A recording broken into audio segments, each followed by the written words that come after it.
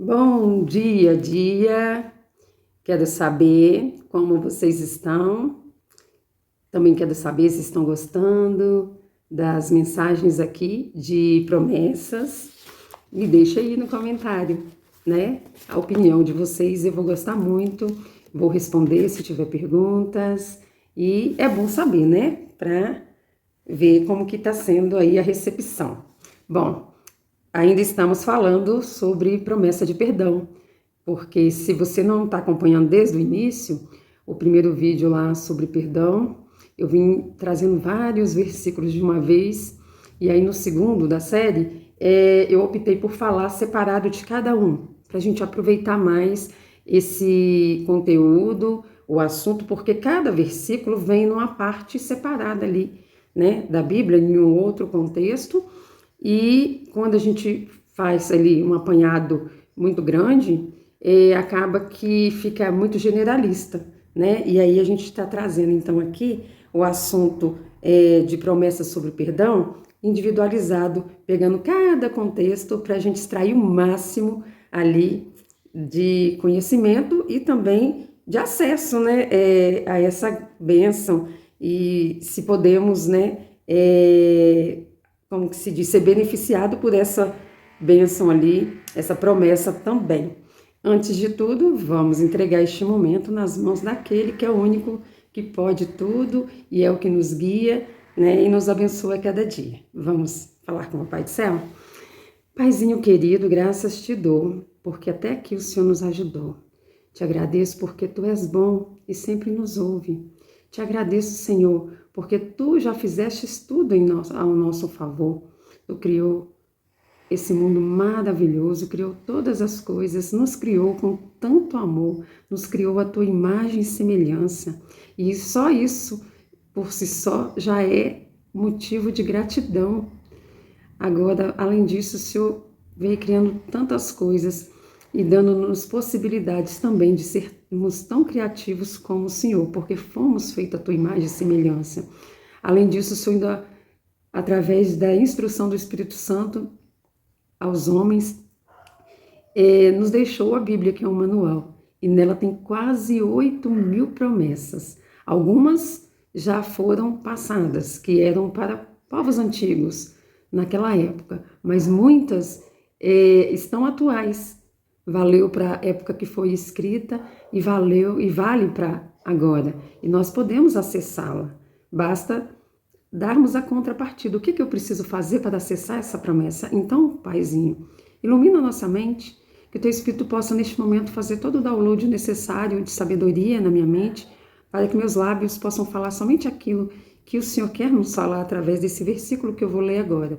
É o que eu te peço e desde já te agradeço em nome de Jesus. Amém. Amém.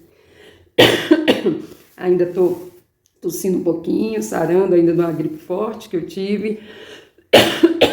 E tem feito muito frio por aqui.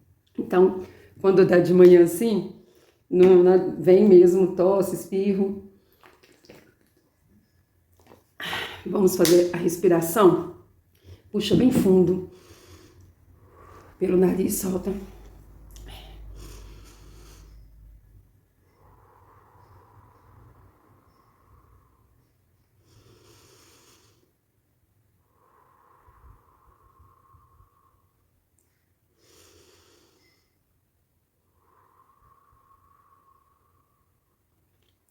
Já citei em outros vídeos, mas se você estiver aqui pela primeira vez, por que a respiração?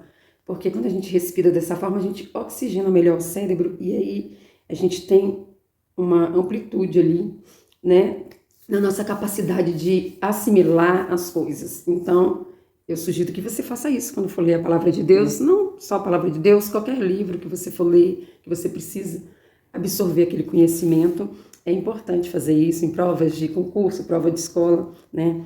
Então, a promessa sobre o perdão de hoje está em Lucas, capítulo 5, versículo 32, que diz assim: Eu não vim chamar justos, mas pecadores de arrependimento. Aqui, para a gente se situar no contexto, foi quando Deus chamou Levi. Levi também era chamado de Mateus, né? Foi um dos discípulos de Jesus. E Jesus vai e passa, né, Ó, depois disso, Jesus saiu e viu um publicano chamado Levi, ele era cobrador de impostos, ó, sentado na coletoria, que era onde, né, coletava os impostos, e disse-lhe: siga-me, Levi, siga-me. Levi levantou-se, deixou tudo e o seguiu. Então Levi ofereceu um grande banquete a Jesus em sua casa. Havia muita gente comendo com eles, publicanos e outras pessoas. Mas os fariseus e aqueles mestres da lei, que eram da mesma facção, queixaram seus discípulos de Jesus: por que vocês comem e bebem com publicanos e pecadores? Jesus lhe respondeu: não são os que têm saúde que precisam de médico, mas sim os doentes. Aí chega na promessa: eu não vim chamar os justos, mas pecadores ao arrependimento. Que maravilhoso, né? Aqui é uma promessa. Então, a promessa foi que Jesus veio e ele continua aqui no meio de nós, porque embora ele viveu aqui na terra e cumpriu sua missão e subiu, ele está com nós em espírito. Ele continua, né, através do Espírito Santo nos guiando, porque quando ele subiu, ele falou: não vou vos deixar órfãos, vou deixar o Espírito Santo. E como ele, o Espírito Santo e o Pai, têm unidade de pensamento, né, a Trindade, então ele está entre nós, através do Espírito Santo, e nós podemos oferecer a Jesus aos pecadores, aos enfermos, e esse oferecer é também acessar, porque nós também muitas vezes estamos enfermos, somos pecadores, né? Precisamos da misericórdia de Deus a todo instante. Mas note que Jesus fala aqui que ele veio para os doentes e enfermos, essas pessoas não tinham contato nenhum antes com Jesus, porque quando a pessoa já tem um contato e tem uma intimidade com Deus, ela em algum momento pode ficar enferma? Pode. Davi mesmo. Ontem eu falei sobre Salmos aqui no canal. Se você viu, depois que terminar esse aqui, dá uma olhada para você ver. Eu estou falando sobre Salmos segunda, quarta e sexta, terça e quinta eu estou falando sobre promessas. E ontem mesmo eu estava falando sobre Davi. Davi era um homem segundo o coração de Deus. Davi tinha intimidade com Deus. Mas tinha momentos que Davi ficava doente. Ontem mesmo foi o Salmo 6. Ele estava profundamente doente na alma. Ele estava tão depauperado em suas emoções que naquele momento ele estava se sentindo assim. Naquela época, que era Velho Testamento, ainda Jesus não tinha vindo. Ainda a gente não tinha, né? Jesus aqui na terra, muito menos já ter cumprido ali o seu papel para deixar o Espírito Santo para consolar. Então Davi ia direto ali ao Pai, né? Pedir. Mas eu trouxe o exemplo de Davi para dizer que sim, nós que já temos uma comunhão com Deus, às vezes por estarmos sendo humanos, nós podemos sim cair numa situação onde a gente fique doente, né? Nas emoções, e a gente precisa sim recorrer, né? A Deus, a Jesus. E aí, aqui ó, a gente nota que quando Jesus chamou, ele estava ali olhando, o foco dele estava sempre, quando Jesus veio, o foco dele sempre foi em pessoas. E ele não olhava o que as pessoas faziam, né? Ele queria resgatar as pessoas. Então, justamente ele parava para dar atenção àquelas pessoas que mais precisavam. Como a mulher adúltera, né? Que queriam apedrejar, e ele foi lá, né? Perdoou, curou ela nas emoções dela, e falou: quem não tiver pecado, atire a primeira pedra. Ali Jesus estava resgatando a dignidade daquela mulher. E aqui, quando Jesus olhou para Levi, para Mateus, e o chamou, aqui ele estava fazendo um chamado para uma nova vida. E aqui é claro que é abreviada a história, porque se fosse com cada detalhezinho, a Bíblia teria que ter muitas para compor uma só, né? Mas quando aqui fala que Jesus falou: siga-me, ele levantou, deixou tudo e o seguiu, aqui mostra que ele não teve resistência nenhuma. E naquele momento ele foi atraído pelo amor de Jesus, que naquele momento ele não teve dúvida. Ele largou tudo e o seguiu. Eu não sei se ele chegou a fazer alguma pergunta aqui no relato, mas a forma como está escrito aqui me mostra que não teve resistência. E é assim que nós devemos ser, quando o Espírito Santo toca no nosso coração, nos fazendo um chamado para ter mais comunhão com Deus, ou para ajudar uma pessoa, ou para qualquer outra coisa. Quando a gente ouvir a voz do Espírito Santo no nosso coração, a gente não deve resistir, a gente deve estar sensíveis à voz do Espírito. E aí, Levi ficou tão feliz que ele foi lá e deu uma grande festa na casa dele. Os publicanos eram aqueles, né, coletores de impostos, aqueles que estavam na camada social ali mais elevada, então eles tinham boas condições financeiras. E aí os fariseus, que são os cristãos, não, aliás, religiosos, eles não eram cristãos, eles eram religiosos. Alguns se tornaram cristãos, alguns não, rejeitaram Jesus, porque cristão é quem segue a Jesus, né, Jesus Cristo. E aí os fariseus, né, os religiosos, logo foram criticar Jesus. Mas por que Jesus está misturado com essa gente? O que ele está fazendo, comendo e bebendo com esses pecadores, esses republicanos? E muitas vezes não é assim que a gente age? Não com palavras, às vezes, mas com atitudes. A gente olha para o outro que não professa a mesma fé que a gente e a gente, né, meio que rejeita. Não faz sentido. Não faz sentido algum. Porque Jesus veio para os doentes, veio para aqueles que necessitam.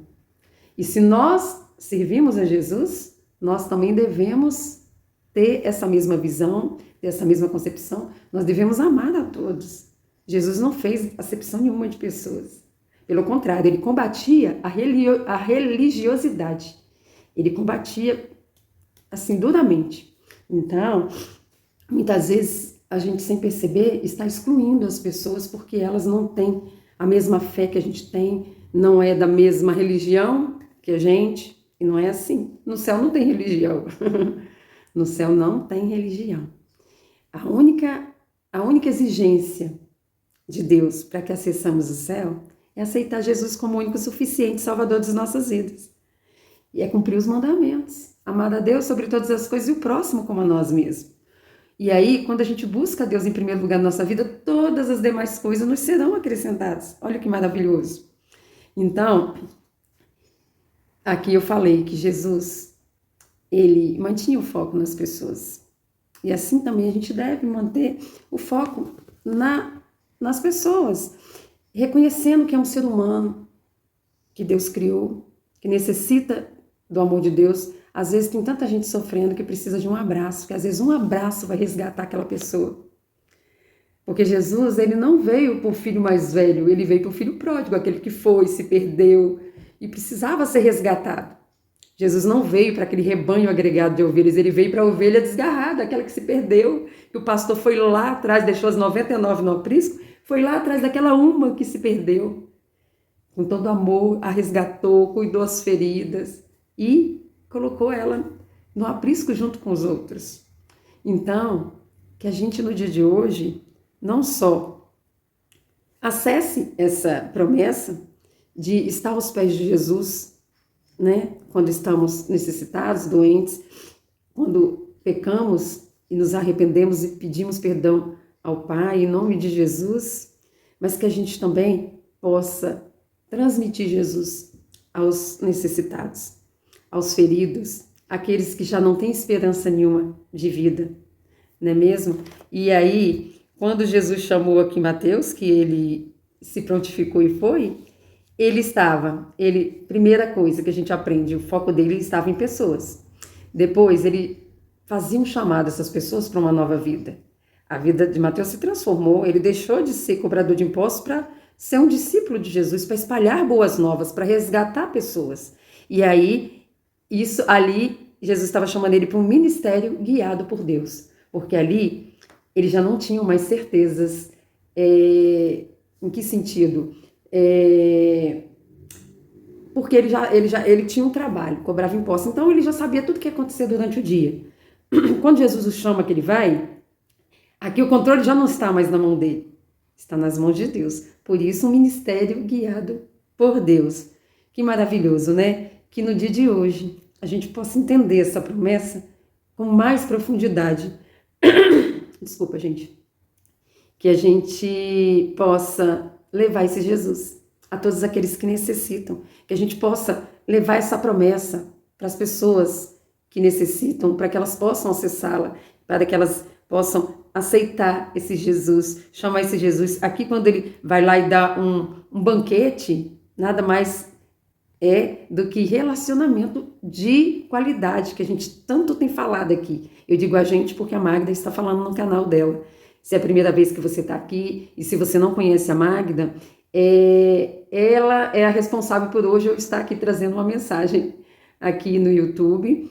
E aqui na descrição do vídeo tem a playlist, o link da playlist sobre provérbios que ela está fazendo todos os dias, de segunda a sexta, também no canal dela. Então não deixa de dar uma olhadinha lá. Então nós estamos batendo nessa tecla de tempo de qualidade com Deus, porque através dessa comunhão que Mateus aqui teve com Jesus, ele começou um relacionamento lindo, né, de amizade e de poder acessar aquilo que só quem está próximo consegue. Deus só se revela àqueles que têm comunhão com Ele.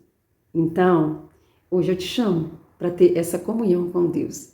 E a sua vida nunca mais será a mesma. Tira aquele momento especial do dia, o seu melhor momento, onde você não será interrompido, não deixará nada te interromper. É um compromisso. Como um compromisso que você tem de reunião com alguém e que você cumpre com com aquele horário, com aquele momento, com dedicação, faça isso. Você vai ver que as coisas vão começar a tomar um novo rumo, que a sua mente vai começar a se abrir para coisas que antes você não enxergava. Você vai ver como vai ter uma completa mudança na sua mentalidade e na sua vida em geral.